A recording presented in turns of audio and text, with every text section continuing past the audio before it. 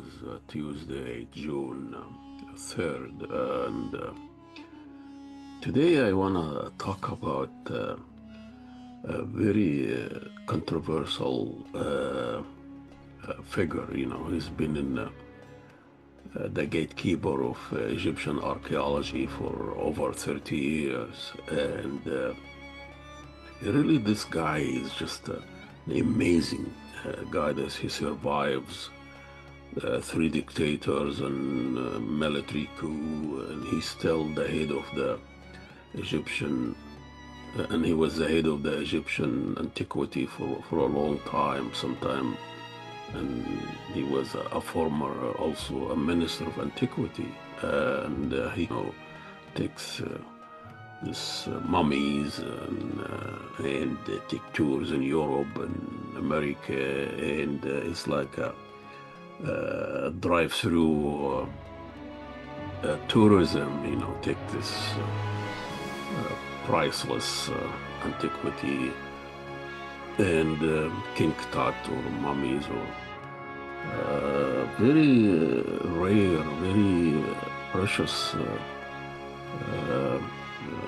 piece of history, 3,000 or 5,000 years old, and I'm sure there is insurers and there is experts that are taking this, taking care and taking a good care of this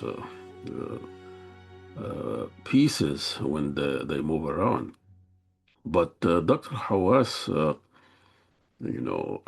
he is, a rock star in the West, especially in America, and he is the only one talks about antiquity. He is a face of Egyptian archaeology. He can't do anything without his permission, any documents, any uh, BBC, CNN, National Geography, all this major media outlet, they cannot go to Egypt and do anything without his permission. During the time, he's probably out of his uh, element now, but he's coming. It's coming a grand lecture tour in U.S. and Canada for 3 months, May, August, and um, as at their website of this evening, they call it Royal Evening.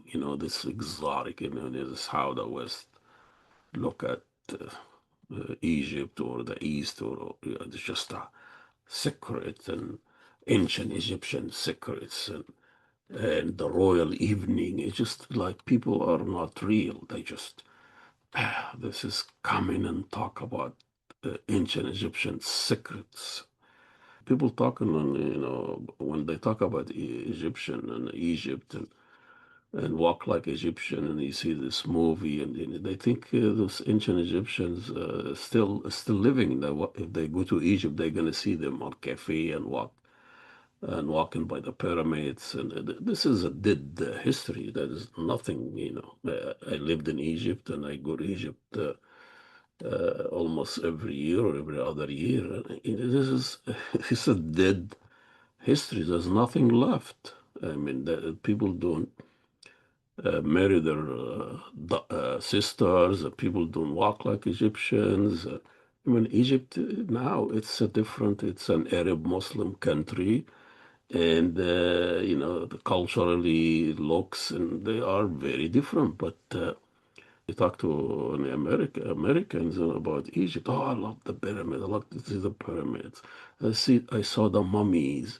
They don't talk about living people, and they don't pay as much attention to living Egyptian as did Egyptian. But anyway, uh, Dr. Hawass was on an interview with Joe Rogan's, and this guy also a famous podcaster and has his own show.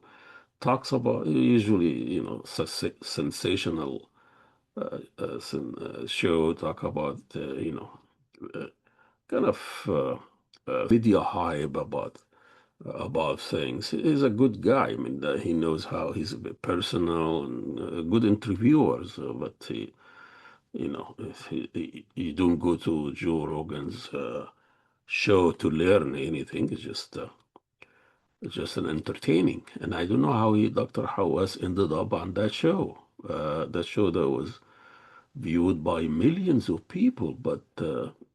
Hawass was the king of ancient Egyptian antiquity, the spokesman, the face of Egyptian archaeology. He looks very confused, shaky, contradictory, defensive, and eccentric. He sounds like what Joe said after that is one of his worst podcasters. He sounds like he discovered everything. And and he's sitting with a cigar, and I don't know what the idea of cigar. I've never seen him, with the cigars. He can't even smoke. It looks like shisha or a hookah. It's like he's sitting hashash ده ولا إيه. And then it's just basic questions cannot answer. Who built the pyramids? This question been raised thousands of times, and a lot of theory and expert and science and try to figure it out. And this guy just, it's in my book. It is, where is your book? It's on my computer. Where is it?